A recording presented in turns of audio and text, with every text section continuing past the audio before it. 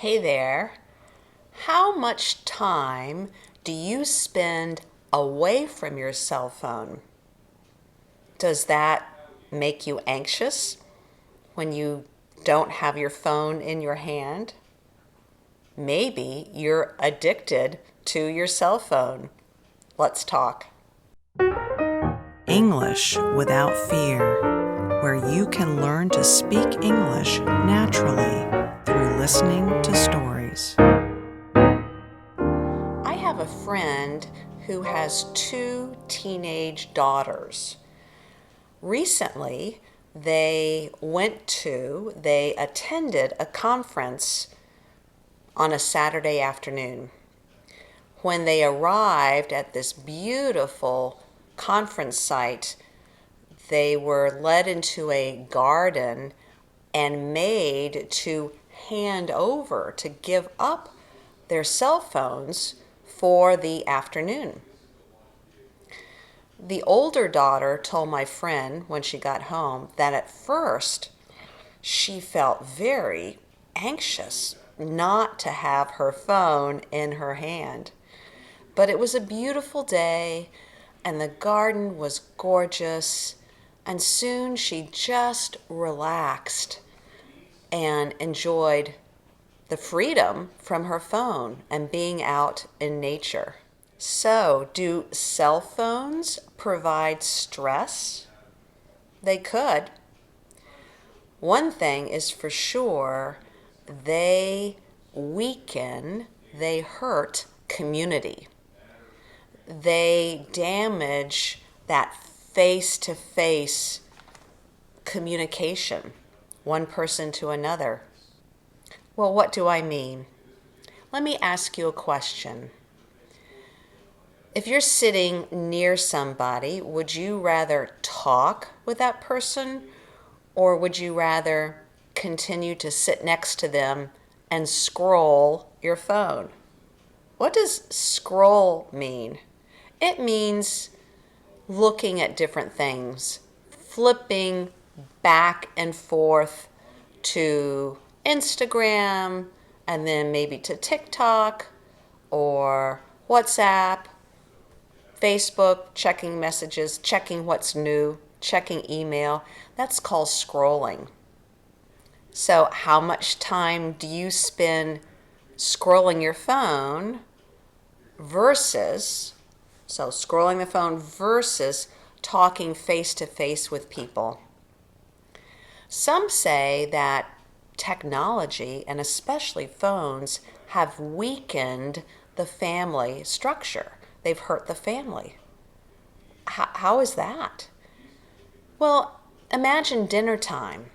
What is dinner time like in your family?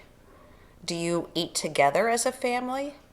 Do you eat at a table and talk? A lot of people eat separately at different times, and they do not learn how to carry on a real conversation with a real person in front of them. There is an art to good conversation. Kids, teenagers, young adults, old adults, we have to practice listening well, asking questions, and sharing what we think, what we feel. That takes practice. And if everybody is always on their phone, that's what we call it too. When you're looking at your phone, we call that being on your phone, then they're not talking, they're not listening face to face, and they're not growing in conversational skills. And conversational skills are really, really important. When you listen to people and when you take part in a conversation, it really stimulates your brain. It's good. And it makes your body feel better. Have been made, we have been wired by God to connect with other people. It only makes sense. The other day, I was reading the Sunday paper, and there's this new place here in my state of Alabama. It's an Italian coffee and gelato shop. Yes, right here in Alabama. It is patterned after, it is a copy of one in Rome, a cafe gelato bar in Rome. But this coffee gelato place is different. They have a big sign outside that says you cannot bring your phone, your tablet, your computer, any device. This coffee and gelato shop, cafe, is for people to connect with one another. Well, what do you think? Is that a turn off, or do people comply? Do they obey the rule? There are long lines to get into this coffee gelato shop. People are enjoying relaxing and talking over coffee and ice cream. Grandparents come in with their grandkids, friends come in, and they can stay as long as they want. I think that's a really good idea.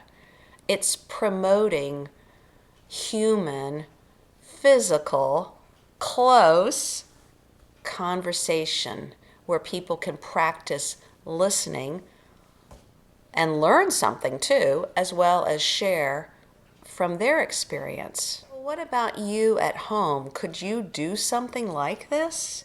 Could you say, have one place where phones are not allowed, like a meal time table, a dining room table, a kitchen table, where this spot, when we sit here, we are not looking at our phones. We're going to spend time with one another.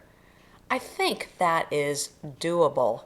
I know families who have adopted this. They have a basket, and every guest or member of the family drops in their cell phone to come sit at the table and share table talk. That's a very old expression, table talk around the table. It's a lovely custom, and we are losing it, but we can get that back. So what about you? Do you think you are addicted to your phone?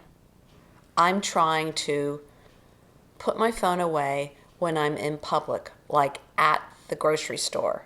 When I'm in line at the grocery store, I don't look at my phone.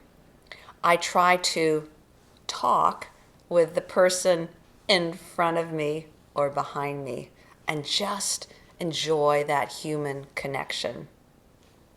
So what do you think? What's your opinion?